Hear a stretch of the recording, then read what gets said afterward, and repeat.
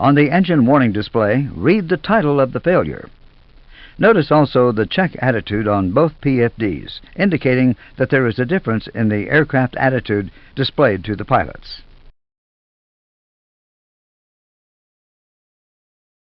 There is no ECAM page associated with the ADIRs, so the cruise page remains on the system display.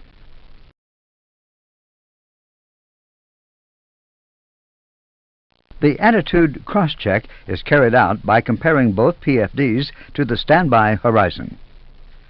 In this example, the first officer's PFD differs from the captain's PFD and the standby horizon, and is obviously the one at fault.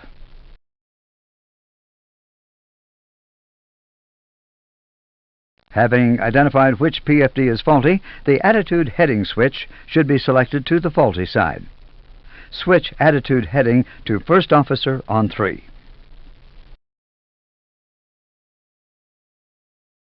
IR3 is now supplying the First Officer side, and aircraft attitude on his PFD is back to normal.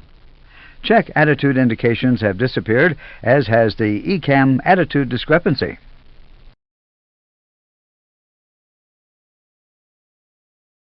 The status page is displayed for review.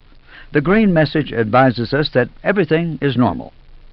Now, clear the status page.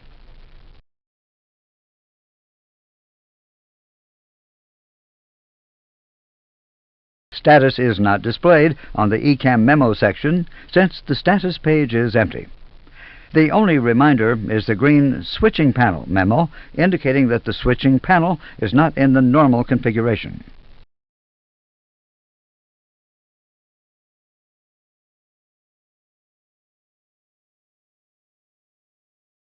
On the engine warning display, read the title of the failure.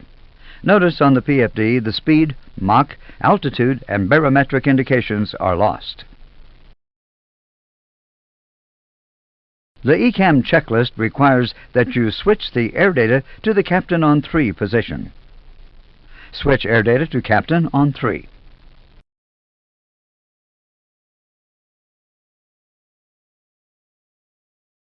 The failure flags have disappeared.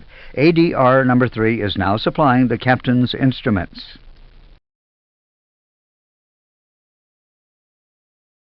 ECAM now requires you to switch off ADR number 1. Switch off ADR number 1.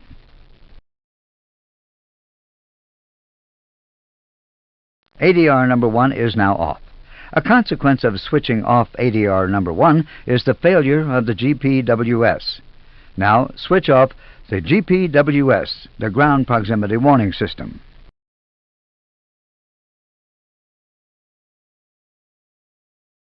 Now we can clear the ADR fault. Clear the NAV ADR fault.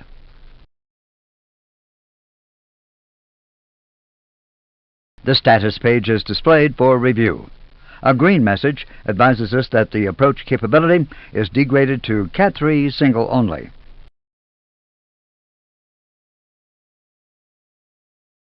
You can see in the INOP Systems column that ADR1, Cat 3 Dual, and the GPWS are inoperative. After confirmation, clear the status page.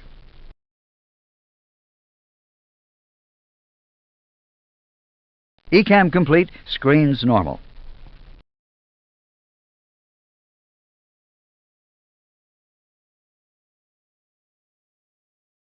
Let's see now a demonstration of an in-flight radio altimeter abnormality. On the engine warning display, read the title of the failure. As there is no associated procedure after review and confirmation from the pilot flying, clear navigation.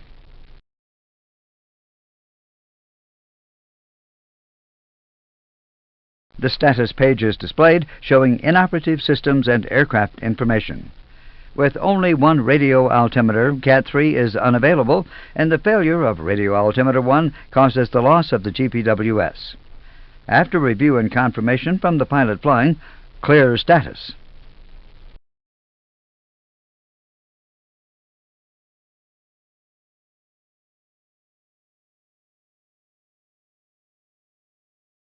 You are flying an approach manually with radio altimeter 1 still faulty. On the engine warning display, read the title of the failure. As there is no associated procedure, after review and confirmation from the pilot flying, clear navigation.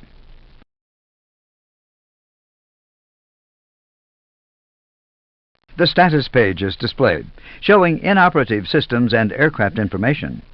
With both radio altimeters faulty, both autopilots are lost in approach, as well as the auto callouts. After review and confirmation from the pilot flying, clear status.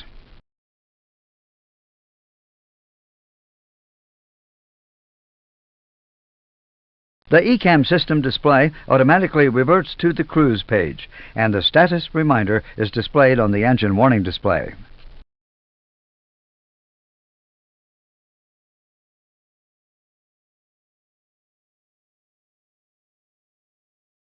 Blank MCDU screens with amber fail annunciator lights and the red map on the navigation display indicate that a double FMGC failure has occurred. Here we will focus on navigation, so we will consider that all actions concerning the other systems have been performed.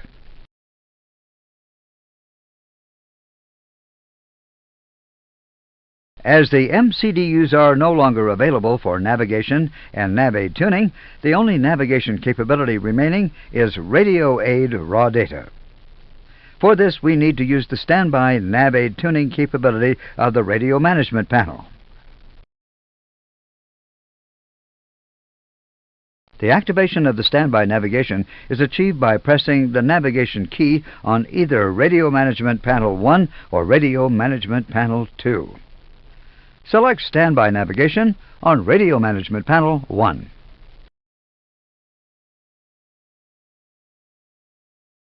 The guard is up. Continue. Select the navigation key on Radio Management Panel 1.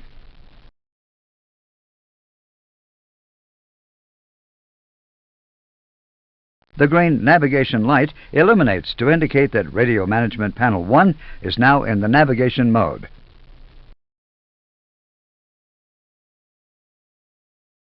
We have selected the navigation mode for you on Radio Management Panel 2. Note that the green navigation light is illuminated.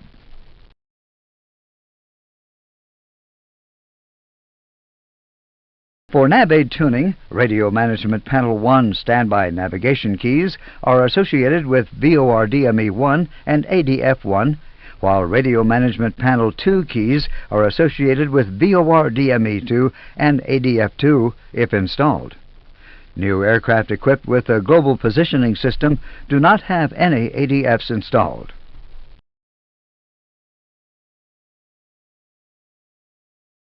Either Radio Management Panel 1 or 2 can tune the ILS.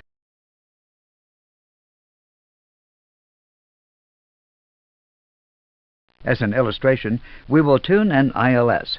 Select the standby navigation key.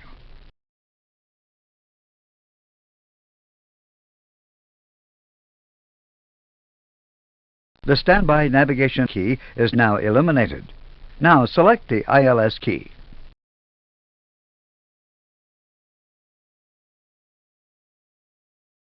The standby navigation ILS key is now functioning. The active window is now showing the last memorized ILS frequency, while the standby course window is displaying the last memorized ILS course. Notice also that the selected VHF radio light is now extinguished. We will tune a different ILS. Press the transfer key.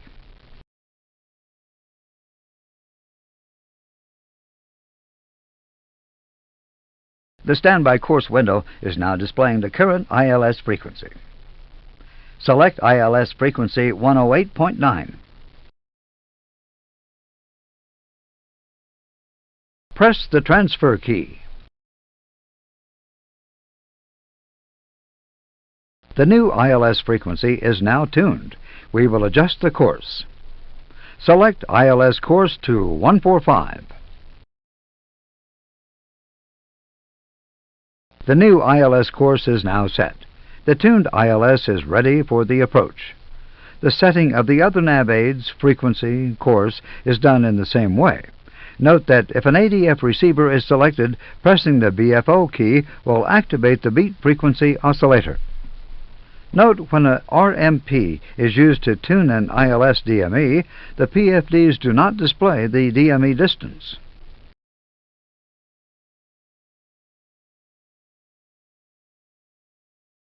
To use the RMP for communication, you must deselect the standby nav mode by pressing the desired VHF key, VHF 1, 2, or 3. Any nav aids using standby nav mode will remain tuned. Do not deselect the nav key, as this will cause the standby nav tuning system to shut down.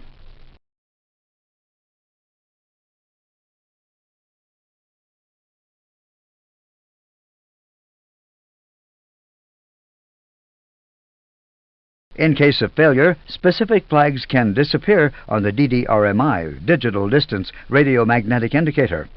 In case of radiomagnetic indicator internal failure or power supply loss, all flags are shown.